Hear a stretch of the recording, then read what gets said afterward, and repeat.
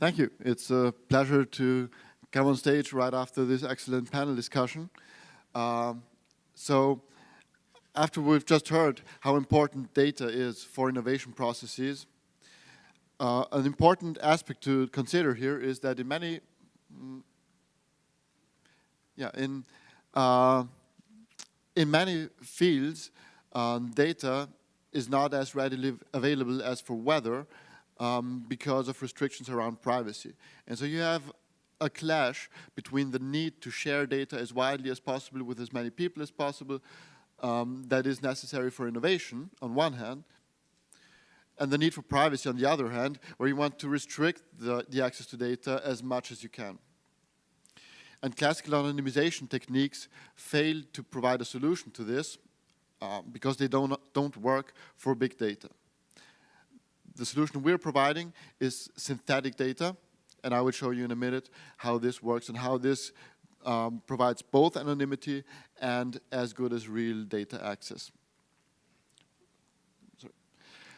So the problem with de-identification and classical anonymization techniques in big data is that removing just some parts of the data and call that anonymous just doesn't work. Everyone can recognize this person on the picture, and in the same way, if you only mask parts of the data, it is possible to re-identify a person on a presumably de-identified data set, thus breaching the privacy.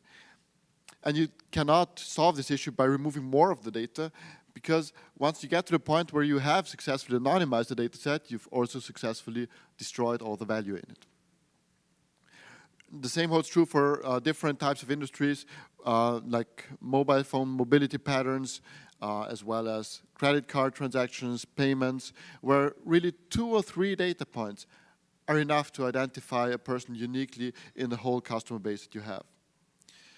And this means that when you have an innovation project coming up and you want to use the data in new ways, the typical answer that you will get from your chief privacy officer is a no, because they know the risk involved, they know how sensitive the data are and how risky it is to put the data out there somewhere where you don't have any control over it. And so all of these people to the right who would gain enormously by having access to data, who could use this data to improve your business, will not be able to do that effectively. So how do you become a data-driven, customer-centric organization in view of this clash? How can you bridge this other gap here between what your data potential is, what you could have in terms of data, what you have stored somewhere, and what you can actually use? And the solution to this is synthetic data. Synthetic data, by that I don't mean just making something up, inventing something from scratch manually, but using AI technologies to do that for you. These people don't exist. These are pictures generated by a generative AI model that has learned how faces look like and then generates a new one from scratch. And note that you don't have to mask anything here because they're not real people. You can use them with full granularity. And at MostlyAI, we're doing the same thing for structured business data. That means you can take any data from domains like finance, retail, but also insurance, health records, process them through our software, generate new synthetic data that do not relate to any actual customers, and then use these data much more freely. The way this is used is a software that has a command line interface, GUI, generates automated reports, is a very well-defined suite of software that you can easily deploy at your organization. And the use cases for this are there's very many use cases for this. Let me just focus on one in particular for the insurance industry, where you have, on one hand, insurance carriers, the traditional companies, who have lots of data in very complex systems that are hard to really handle. And then you have insurtech startups that need data and have a lean infrastructure. They could move much more quickly, but they don't have any data. And data flow between these two players could really boost innovation in many ways. So this is a game changer here. Suddenly you can use data much more freely and really leverage the more data that you have.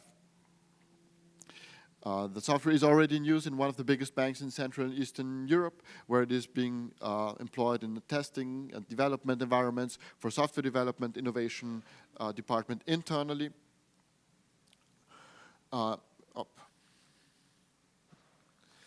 And so this is my claim for you. If you want to leverage your data in a more effective way using synthetic data, come talk to me in the networking session here afterwards. Thank you, and I'm open for questions. Yeah, thank you. Just one quick question. Roughly, what is the cost structure around setting up a synthetic data set? Sorry? What's the rough cost estimate for setting up a synthetic data set? The cost?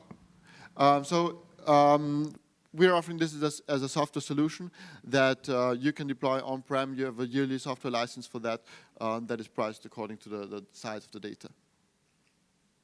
And what's an average, kind of typical project for you guys? Is there a range in what that cost structure looks like? So it depends. It typically is in for bigger data sets and big opportunities, it's some six-figure amount on the yearly license. Wonderful. Thank you. Thank you a lot.